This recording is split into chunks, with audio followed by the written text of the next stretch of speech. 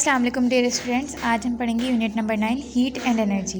पिछली वीडियो में हमने मेथड्स ऑफ हीट ट्रांसफ़र पढ़े थे और आज हम कंडक्टर्स एंड इंसुलेटर्स पढ़ेंगे।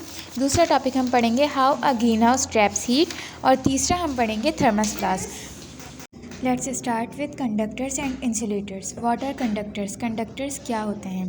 कंडक्टर्स आर द मटीरियल्स और substance which allow electricity to flow through them.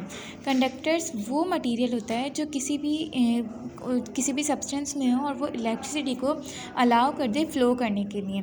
Just like जो हमारे तार होते हैं, जैसे हमारे वायर्स होते हैं, ठीक है। अब उनको क्या होता है, जैसे ही हम उन्हें इलेक्ट्रिक स्विच में लगाते हैं, बोर्ड में लगाते हैं, तो जैसे ही बटन ऑन करते हैं उनके ज़रिए इलेक्ट्रिसिटी जो है वो थ्रू फ्लो होती है और वो हमारे फ़ैन का है तो फ़ैन को ऑन कर देती है, अगर वो चार्जिंग प्लग है तो वो मोबाइल में चार्जिंग स्टार्ट कर देती है।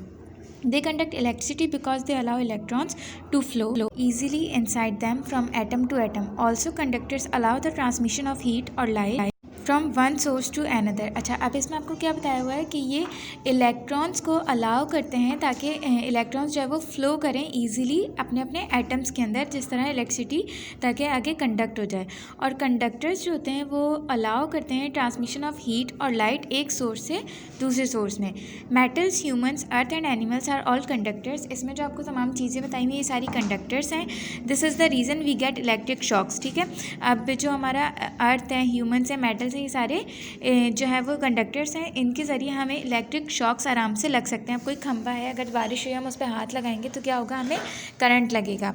इसी तरह अगर कोई किसी को करंट लगता है तो हम उसको क्या कहते हैं, लकड़ी से हटाने की कोशिश करते हैं, क्योंकि लकड़ी जो है वो इंसुलेटर है, वो हमारे पास इलेक्ट्रिसिटी का फ्लो हमारे पास नहीं आने देती। This is the reason we get electric shocks. Moreover the human body is a good conductor, so it provides a resistance free path for the current to flow from wire to body. हमारी जो human body होती है ये बहुत अच्छी good conductor है, ठीक है। और ये क्या करती है, इलेक्ट्रिसिटी को पूरा हमारे अंदर फ्लो करने देती है। Conductors have free electrons on its surface which allow current to pass through easily. This is the reason why conductors are able to conduct electricity. अब आपके पास इसमें डायग्राम दी हुई है जिसमें येलो कलर की जो है आपको दिखाई है केबल जैकेट दिखाई है। जो हमारे पास अगर वायर्स होते हैं ब्लैक, अगर हमारे पास चार्जिंग पॉइंट है तो वो उसका वायर जो है वो ब्लैक होगा। इसमें आपको येलो से शो करवाया हुआ है, ठीक है। उसके बाद एक ग्रीन कलर का वायर है, एक ब्लू कलर का और एक रेड कलर का है, ठीक है। अब इसमें से जो रेड कलर का है वो बी इंसुलेटर है और जो ब्लू है वो है ए इंसुलेटर। और जो हमारे पास ऑरेंज कलर में दिया हुआ है वो क्या है, कंडक्टर, जो कि इसके अंदर से निकल रहे हैं और ये इलेक्ट्रिसिटी को कंडक्ट करेंगे। एग्जाम्पल्स ऑफ कंडक्टर्स की example, material such as silver is the best conductor of electricity. जो हमारे पास सिल्वर होता है वो इलेक्ट्रिसिटी कंडक्टर है, बहुत ज़्यादा अच्छा, but it is costly and so we don't use silver in industries and transmission of electricity. लेकिन ये बहुत ज़्यादा महंगा होता है, इसलिए हम इसको अपनी इंडस्ट्रीज़ में और इलेक्ट्रिसिटी के ट्रांसमिशन में यूज़ नहीं करते। सेकंड पे हमारे पास है copper, brass, steel, gold and aluminium are good conductors of electricity. We use them in electric circuits and systems in the form wires. अब ये जो आपको मेटल्स बताए हुए हैं कौन कौन से, copper, brass, steel, gold and aluminium, ये भी गुड कंडक्टर होते हैं और इनको हम इलेक्ट्रिक सर्किट्स में यूज़ करते हैं। जब हम कोई भी वायर को छीलते हैं, उसको पील ऑफ करते हैं, तो क्या होता है उसके अंदर से हमें कॉपर कलर के छोटे छोटे से तार, पतले पतले से तार दिखते हैं। वो क्या होता है, हमारे पास कॉपर वायर्स होते हैं जिनसे इलेक्ट्रिसिटी कंडक्ट होती है। Mercury is an excellent liquid conductor, this material finds use in many instrument. Mercury जो है वो काफ़ी ज़्यादा इंस्ट्रूमेंट्स में यूज़ होता है और ये भी एक एक्सीलेंट कंडक्टर है इलेक्ट्रिसिटी का। Now come to the insulators. Insulators are the materials or substances which resist or don't allow the current to flow through them. Insulators क्या होते हैं, ये कंडक्टर्स के अपोजिट होते हैं। जिस तरह कंडक्टर्स इलेक्ट्रिसिटी का फ्लो अच्छा करते हैं, इसी तरह इंसुलेटर्स जो है वो इलेक्ट्रिसिटी के फ्लो को रोक देते हैं, रेजिस्ट कर देते हैं या उसको होने ही नहीं देते। In general they are solids in nature, ज़्यादातर ये सॉलिड्स होते हैं। Also insulators are finding use in a variety of system as they do not allow the flow of heat. A property which makes insulators different from conductors is its resistivity, ठीक है। क्या चीज़ insulators को conductors से अलग बनाती है, उनकी resistivity, कि वो किस हद तक जो है वो एक करंट फ्लो को रोक सकते हैं। Would, wood, cloth, glass, mica and quartz are some good example of insulators. Also, insulators are protectors. They give protection against heat, sound and of course passage of electricity. Furthermore, insulators don't have any free electrons. It is the main reason why they don't conduct electricity. अच्छा, अब इसमें कौन कौन सी चीज़ें आ जाती हैं? Would आ जाती है हमारे पास, लकड़ी, क्लोथ आ जाते हैं हमारे पास, कपड़े, ग्लास आ जाता है, मीका आ जाता है और क्वार्ट्स आ जाता है। अब जब भी किसी को करंट लगता है तो हम क्या करते हैं, उसको लकड़ी की जो लकड़ी होती है हमारे पास, हम उससे उसको हटाने की कोशिश करते हैं। ताकि क्योंकि वुड जो है वो गुड कंडक्टर नहीं है, बैड कंडक्टर है, मतलब इंसुलेटर है। दूसरा हम क्या करते हैं कि जब किसी के ऊपर आग लग जाती है तो हम उसके ऊपर कपड़ा डालते हैं। क्यों? क्योंकि ये आग को फिर ज़्यादा बढ़ने नहीं देता। और जब भी कोई इलेक्ट्रिसिटी का काम कर रहा होता है तो उसको क्या कहा जाता है कि आप प्लास्टिक की चप्पल पहन के करो ताकि आपको करंट ना लगे, ठीक है। और इंसुलेटर्स जो है वो प्रोटेक्टर्स भी कहलाते हैं। बाकी एग्जाम्पल्स क्या हैं इंसुलेटर्स की? Glass is the best insulator as it has the highest resistivity.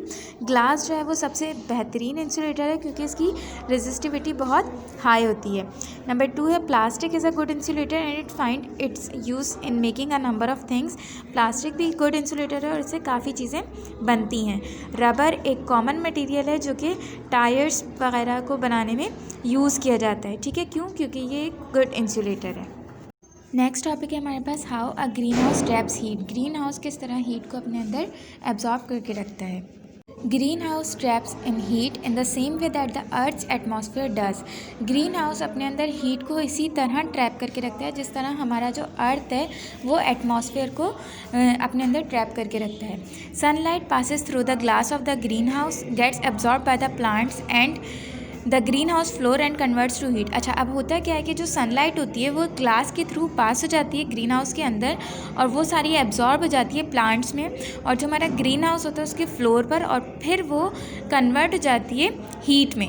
The heat is unable to escape the glass, stays inside the green house. अच्छा, अब जो हीट होती है वो ग्लास में एस्केप करने से नहीं होती एस्केप, ठीक है, और हमारे ग्रीन हाउस के अंदर ही रहती है और उसका इन्वायरमेंट जो है वो गर्म रखती है, वार्म रखती है। A process called convection also assists in keeping greenhouse warm।